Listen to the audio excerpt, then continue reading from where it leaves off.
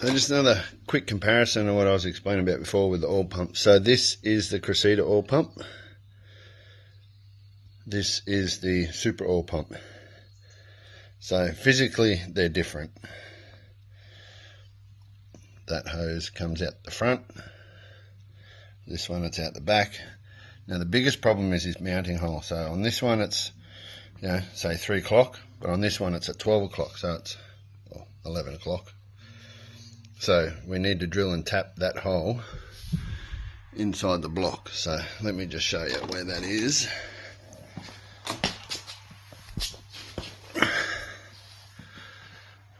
So that's the Cressida oil pump mounting hole. That is the Supra, but as you can see, not sure if you can see, but there's no thread in that at all. So I'm going to have a thread in there so I can mount the oil pump.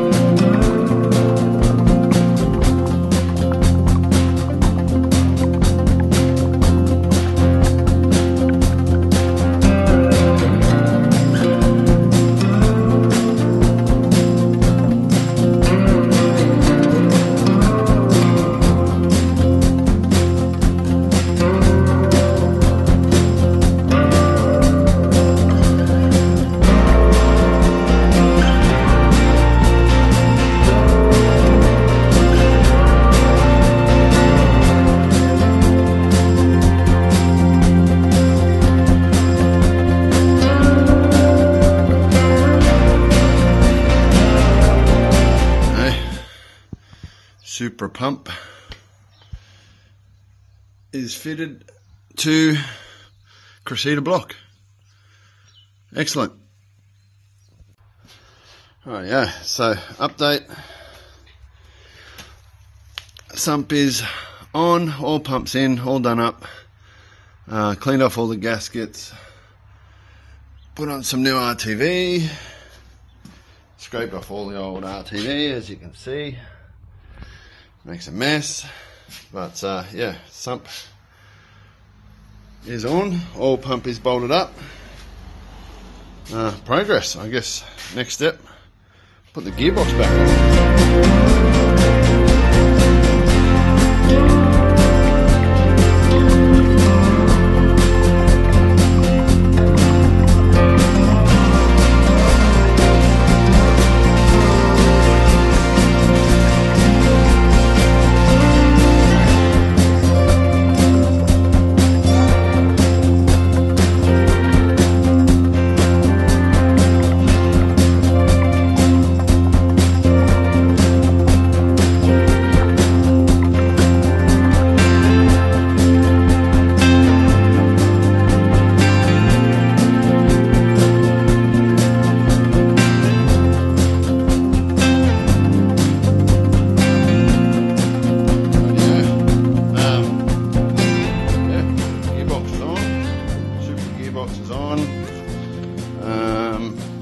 Not really much else to do. We need to get a intake manifold gasket, just put all these braces and vacuum lines and everything on. Once that goes on, starter motor's in,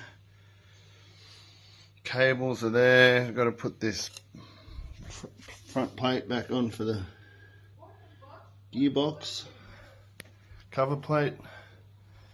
Everything else looks good. Exhaust manifold, that gasket looks okay. Actually, there's no gasket there, so we'll have to do that. So intake gasket, exhaust gasket, I still need to get the knock sensor. Dipstick is done. I didn't see the need to take this dipstick out. It's not going to hit anything. It's hitting the sump if anything, so I might just shorten that. But yeah, that is pretty much it. Converted. Still a few more things to go, but that's a lot of the hard work's done. Everything else should just bolt up pretty easy. A few more little things like the oil cooler return to the sump, which is just here on top.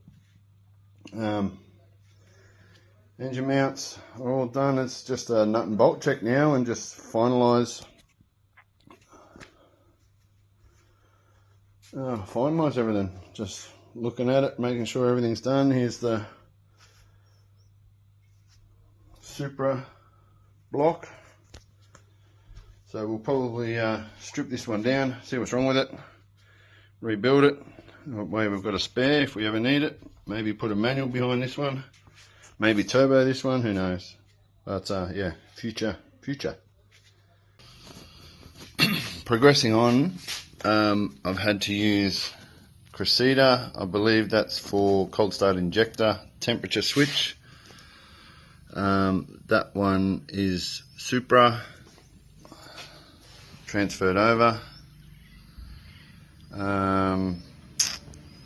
So yeah, so that one there from the Cressida replaces the Supra one.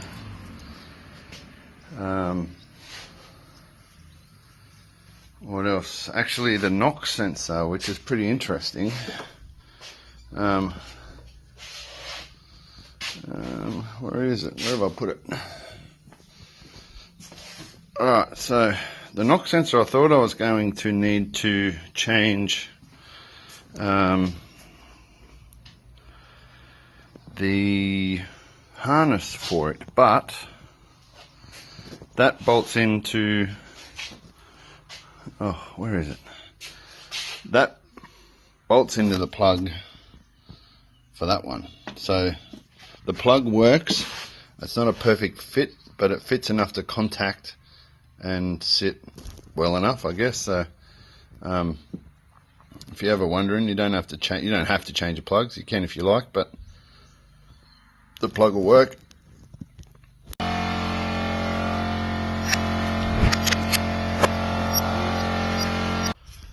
So a quick update, or not really quick, there's been a massive amount of progress.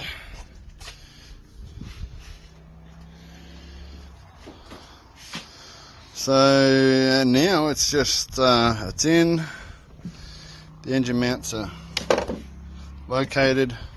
Currently we need a gearbox cross member, so that is actually being held in at the moment with a ratchet strap. That will be adjusted, but now we're just really tying everything together. It's pretty simple, these old motors, but still we've got some bits and pieces that we're, still working out where they go to and where we need to connect them, but we will work that out. ECU's in, plugged in, belts and auxiliary stuff needs to go on. We've snapped these little motherfuckers. They yeah,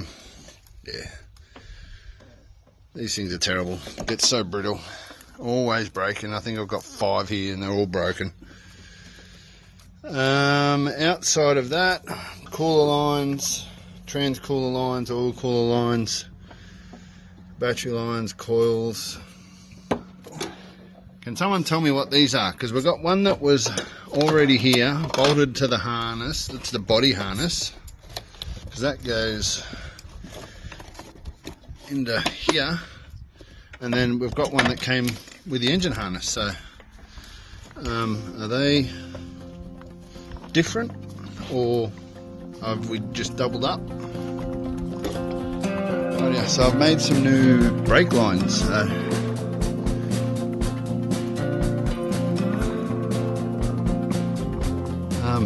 Yeah, this was rusted. These brake lines were cut.